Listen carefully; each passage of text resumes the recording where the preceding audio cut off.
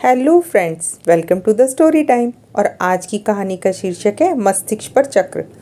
बहुत समय पहले की बात है। सुरई शहर में 4 ब्राह्मण रहते थे। सभी के बीच में अच्छी दोस्ती थी, लेकिन चारों मित्र निर्धन होने की वजह से दुखी रहते थे। गरीबी की वजह से सभी लोगों से अपमानित होने के कारण चारों ब्राह्मणों ने अपना शहर छोड़ने का निश्चय किया। सभी दोस्त आपस में बात करने लगे कि पैसा न होने की वजह से उनके अपनों ने उन्हें छोड़ दिया। घर के लोग ही बेगाने हो गए। इस बात पर चर्चा करते हुए उन सब ने दूसरे राज्य जाने और वहाँ पर भी बात न बनने पर विदेश जाने का फैसला लिया। यह निर्णय लेने के बाद सभी यात्रा पर निकल पड़े। चलते चलते उन्हें बहुत प्यास लगने लगी, तो वो पास ही शिप्रा नदी में जाकर पानी पीने लगे। पानी पीने के बाद सभी नदी में नहाए और आगे की ओर निकल पड़े। कुछ दूर चलने पर उन्हें एक जटाधारी योगी दिखा। ब्राह्मणों को यूं यात्रा करते हुए देख योगी ने उन्हें अपने आश्रम पर आकर थोड़ी देर आराम करने और कुछ खाने का न्योता दिया। ब्राह्मण खुश होकर योगी के आश्रम चले गए। वहाँ उनके आराम करने के बाद योगी ने ब्राह्मणों से पूछा कि उनकी यात्रा का क्या कारण है। ब्राह्मणों ने अपनी पूरी कहानी सुना दी और कहा कि योगी महाराज, गरीबों का कोई नहीं होता, इसलिए वो तीनों धन कमाकर बलवान बनना चाहते हैं। उनका निश्चय देखकर योगी भैरवनाथ बहुत खुश हुए। तब ब्राह्मणों ने उनसे धन कमाने का कोई रास्ता दिखाने का आग्रह किया। योगी के पास तप का बल था, जिसका इस्तेमाल करके उन्होंने एक दिव्य दीपक उत्पन्न किया। भैरवनाथ ने उन ब्राह्मणों को हाथ में दीपक लेकर हिमालय पर्वत की ओर बढ़ने को कहा।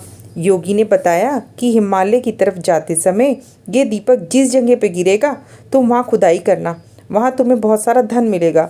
खुदाई के बाद जो भी मिले उसे लेकर घर लौट जाना। हाथ में दीपक लेकर सभी ब्राह्मण योगी के कहे अनुसार हिमालय की ओर निकल पड़े। बहुत दूर निकलने के बाद एक जगह दीपक गिर गया। वहाँ ब्राह्मणों ने खुदाई की। खोदते खोदते उन्हें उस जमीन में तांबे की खान मिली। तांबे की खान देखकर ब्राह्मण बहुत खुश हुए। तभी एक ब्राह्मण ने कहा, हमारी गरीबी मिटाने के लिए ये तांबे की खान काफ़ी नहीं है। अगर यहाँ तांबा है तो आगे और बहुत कीमती खजाना होगा। उस ब्राह्मण की बात सुनकर उसके साथ 2 ब्राह्मण आगे बढ़ गए और एक ब्राह्मण उस खान से तांबा लेकर अपने घर लौट गया। आगे चलते चलते फिर एक जगह दीपक गिर गया। वहाँ खुदाई करने पर चांदी की खान मिली। यह खान देखकर तीनों ब्राह्मण बहुत खुश हुए। फिर एक ब्राह्मण तेजी से उस खान से चांदी निकालने लगा, लेकिन तभी एक ब्राह्मण ने कहा, आगे और कीमती खान हो सकती है। यह सोचकर 2 ब्राह्मण आगे निकल गए और एक ब्राह्मण उस चांदी की खान को लेकर घर लौट गया। फिर आगे चलते चलते एक जगह दीपक गिरा जहाँ सोने की खान थी। सोने की खान देखने के बाद भी एक ब्राह्मण के मन में लोभ खत्म नहीं हुआ। उसने दूसरे ब्राह्मण से आगे की ओर चलने को कहा, लेकिन उसने मना कर दिया। गुस्से में लोभी ब्राह्मण ने कहा, पहले तांबे की, फिर चांदी की और अब सोने की खान मिली है, सोचो आगे कितना कीमती खजाना होगा। उस लोभी ब्राह्मण की बात को अनसुना करते हुए उस ब्राह्मण ने सोने की खान को निकाला और कहा, तुम्हें आगे जाना है तो जाओ, लेकिन मेरे लिए ये काफ़ी है। इतना कहकर वो सोना लेकर घर चला गया। तभी वो लोभी ब्राह्मण दीपक हाथ में लेकर आगे चलने लगा। आगे का रास्ता बहुत कांटों भरा था। कांटों भरा रास्ता खत्म होने के बाद बर्फीला रास्ता शुरू हो गया।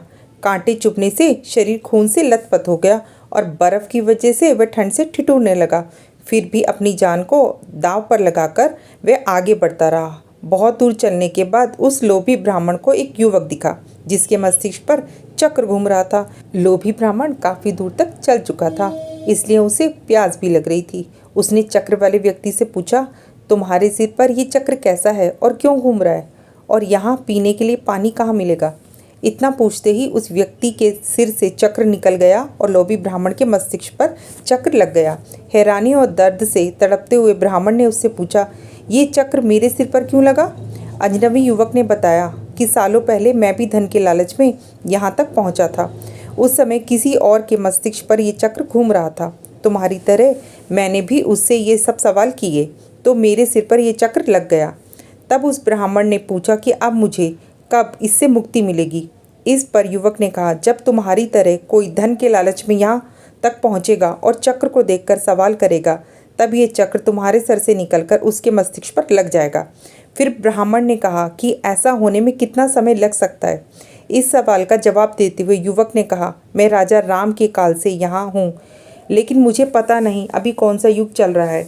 तुम इसी से अंदाज़ा लगा सकते हो कि कितना समय लग सकता है। बस इतना बताकर वो युवक वहाँ से चला गया और ब्राह्मण मन ही मन बहुत दुखी हुआ और चक्र के घूमने से हो रहे दर्द से उसके आंसू निकलने लगे। कहानी की सीख: लालच हमेशा व्यक्ति को कष्ट और मुश्किल में डाल देता है, इसलिए हमें जितना मिलता है उसी में संतोष करना चाहिए और हर अवस्था में रहते हुए भी खुशी खुशी जीवन जीना चाहिए।